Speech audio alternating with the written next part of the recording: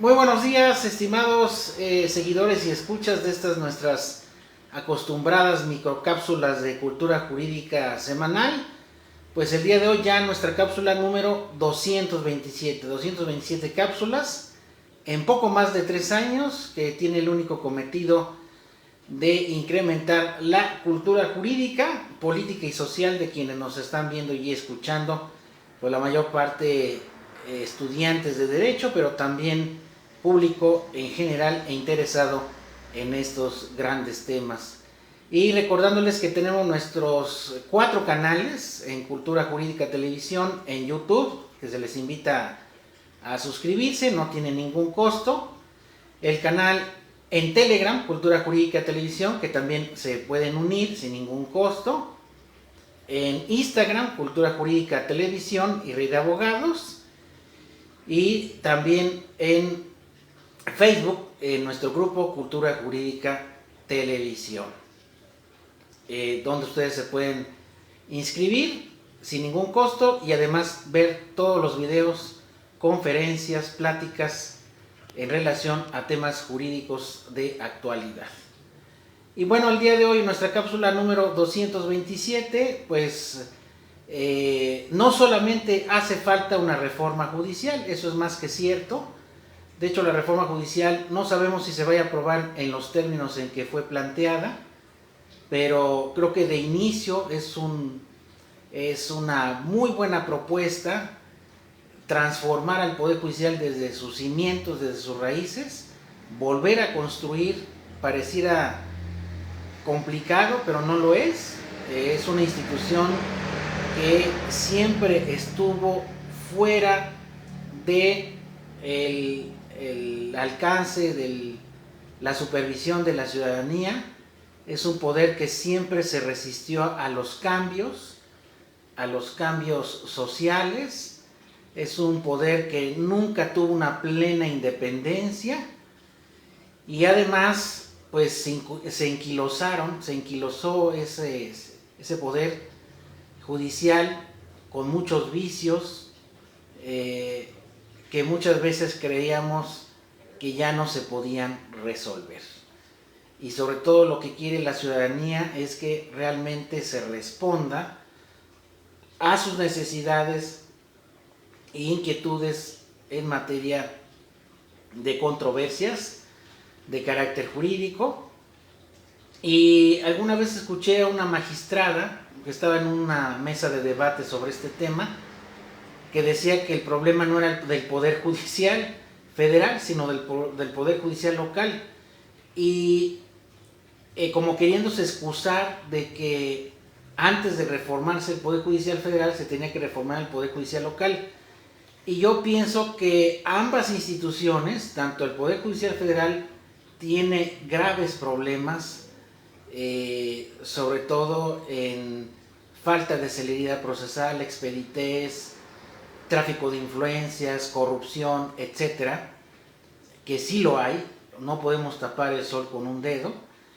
Y efectivamente los poderes judiciales locales tienen un problema mucho más severo y mucho más serio que el Poder Judicial federal, porque de hecho si las autoridades jurisdiccionales locales trabajaran acorde a la Constitución, acorde a la celeridad procesal, acorde a los artículos 14 y 16 constitucionales, que son las columnas vertebrales de todo el sistema jurídico, los principios de legalidad y seguridad jurídica, no se tendría que acudir con tanta frecuencia al Poder Judicial federal. Pero eso no sucede. Desafortunadamente los poderes judiciales en los estados y la actividad de todos los poderes del estado a nivel local, a nivel estatal, deja mucho que desear. Ha empeorado la situación de corrupción, de tráfico de influencias, de lentitud, de rezago en los asuntos, que bueno, se ha tenido que acudir al Poder Judicial federal precisamente para que la gente se ampare ante esos vicios, ante esas violaciones, ante esos actos de autoridad que cometen las autoridades locales, ¿no? Entonces, eso no debe pasar desapercibido en esta reforma, de que no solamente es una reforma de gran calado en el Poder Judicial Federal, que obviamente debe de comenzar por quienes están administrando justicia, o sea, quienes encabezan los juzgados, los tribunales y la Suprema Corte, los ministros de la Suprema Corte, que yo creo que es correcto que se inicie de esa manera, o sea, tienen que llegar las mejores personas, las mejores mujeres, hombres, a ese tipo de cargos, porque en la medida que lleguen los mejores, los más capaces, que tengan experiencia, los más honestos, pues en esa misma medida irán cambiando el estado de cosas.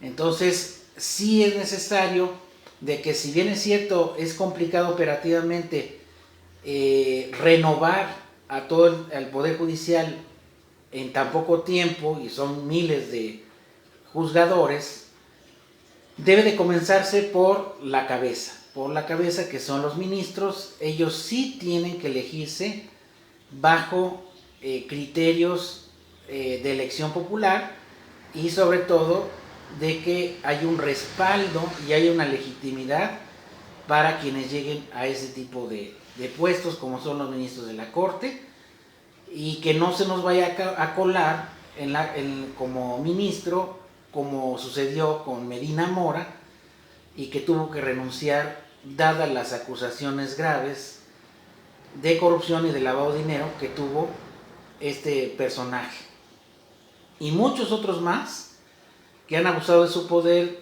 para el nepotismo, para el tráfico de influencias y para obtener dinero de los asuntos que resuelven, ¿no? Entonces, yo creo que sí es el camino correcto. Veremos cómo se enriquece la reforma, veremos si se aprueba en esos términos, pero sin duda el problema está mucho más grave, mucho más enraizado en la justicia local, en la justicia en los estados, en los poderes judiciales de los estados. Sin duda va a tener que haber cambios estructurales de raíz, derruir el edificio y volverlo a construir, porque la ciudadanía en ningún momento está conforme, ni los litigantes están conformes. Véanse el desorden que hay ahorita con el sistema de justicia oral familiar, y los poderes judiciales de los estados también tienen que tener en sus respectivas competencias una reforma de gran calado, para que también los poderes judiciales a nivel local se ajusten a los cambios, a la dinámica social y a lo que la ciudadanía quiere, y sobre todo que se haga valer eso que está muy bien en la letra del artículo 17, pero que no se cumple, que es claramente la justicia pronta, expedita, completa e imparcial, ¿no? Que desafortunadamente pues no sucede, ¿no? A cualquier persona que le pregunten que haya tenido contacto con algún juzgado, sin duda no va a estar satisfecho con lo que por décadas ha mostrado este poder judicial. Entonces, la reforma yo creo que ya no es imparable, y veremos en qué términos se hace, tanto en el Poder Judicial Federal como en el Poder Judicial de los estados. Y comentando con otros colegas, e incluso funcionarios que trabajan en el mismo Poder Judicial, comentan de que pues no solamente es la única reforma que tiene que darse, por así proponerlo, en esta administración, y seguramente se consolidará en la administración federal entrante, sino también debe haber una gran reforma en la institución del Ministerio Público. Otro gravísimo caso de las fiscalías, que son verdaderos elefantes blancos.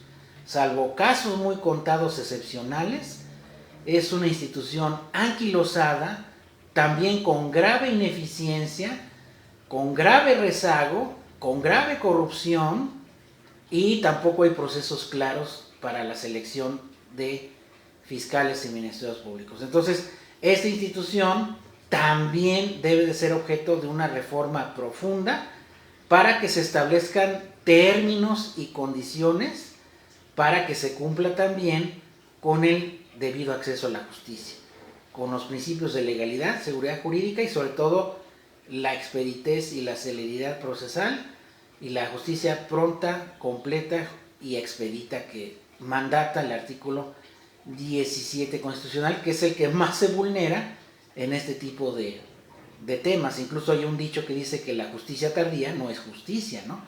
Y yo creo que tienen todas las razones quien dijo ese apotegma, ¿no? Entonces, los ministerios públicos también se deberá de contemplar una reforma de gran calado para esa institución a nivel federal y a nivel local, también en el fuero federal y en el fuero común.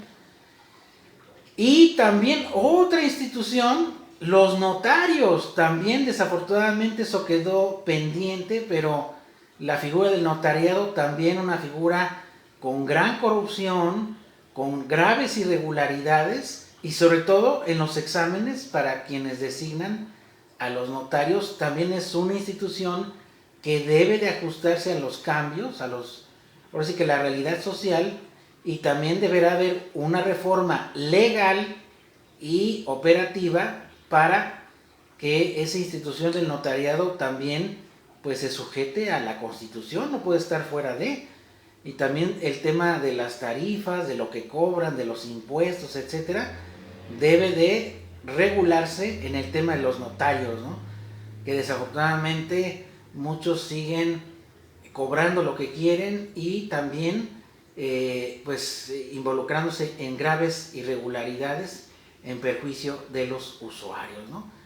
Y bueno, menciono estas dos instituciones porque lo comenté precisamente con algunos colegas con motivo del Día del Abogado, que por cierto felicidades a todos los estimados colegas que nos siguen. El día de ayer fue el Día del Abogado, sin duda un gran compromiso para todos los abogados el que pues, realmente nos sacudamos de ese anquilosamiento que ha existido del Poder Judicial, porque muchos también se ha contribuido en eso, y que realmente hagamos valer lo que la Constitución quiere y sobre todo en beneficio de nuestros clientes, ¿no? Entonces sí, sin duda es una época de reflexión y sobre todo con motivo del Día del Abogado, ¿no?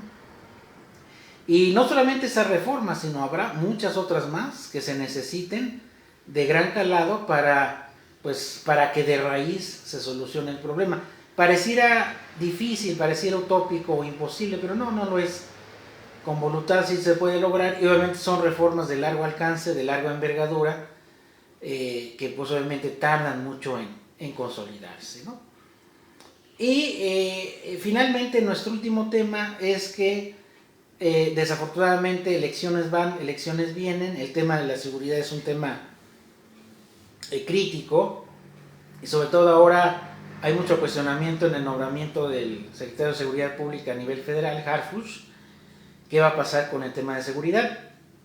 Pero lo que sí nos queda claro es que las políticas en materia de seguridad pública a nivel municipal, estatal y federal han fracasado.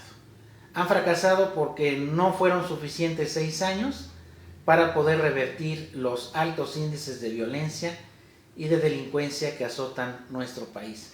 Pero claro, obviamente eso no se soluciona de la noche a la mañana, ni siquiera de unos días o meses se puede resolver. Es algo de larga envergadura, de largo alcance, que puede tardar años y sobre todo con las medidas preventivas. La prevención del delito es importante, irse hacia la raíz, hacia el origen del problema. Eso es lo que realmente dará resultados en el mediano y largo plazo. Y pues no fue suficiente 6 años. Yo creo que a la ciudadanía se le debe mucho en temas de seguridad, también a nivel local y municipal, pues es obvio que también fracasaron las políticas en materia de seguridad pública y bueno, desde luego también tendrá que replantearse todas esas políticas para que pues finalmente veamos una disminución de los índices de violencia y delincuencia. Otros países lo han logrado, no solamente la contención o la reacción va a poder enfrentar al crimen, por lo menos de manera... Perdón, se interrumpió.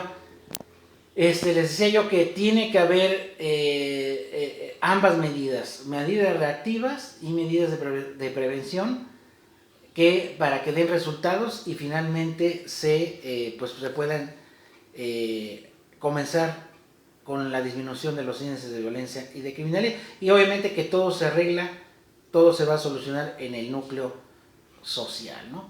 Y bueno, una gran interrogante de tanto de las administraciones locales, estatales como federal, es qué va a pasar con el tema de seguridad. ¿Realmente se va a enfrentar el delito con prevención o simplemente con reacción, ¿no?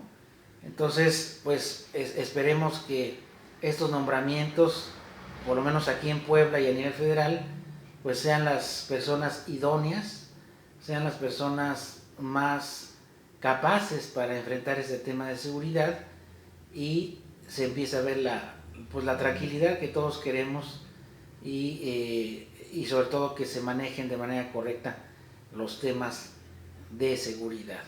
Pues bien, esto es lo que quería comentar en nuestra cápsula del día de hoy y bueno, pues no me resta más que agradecerles su escucha y recuerden que cualquier duda, comentario, inquietud se lo pueden hacer a través de nuestras distintas vías de contacto o bien inbox. Muchas gracias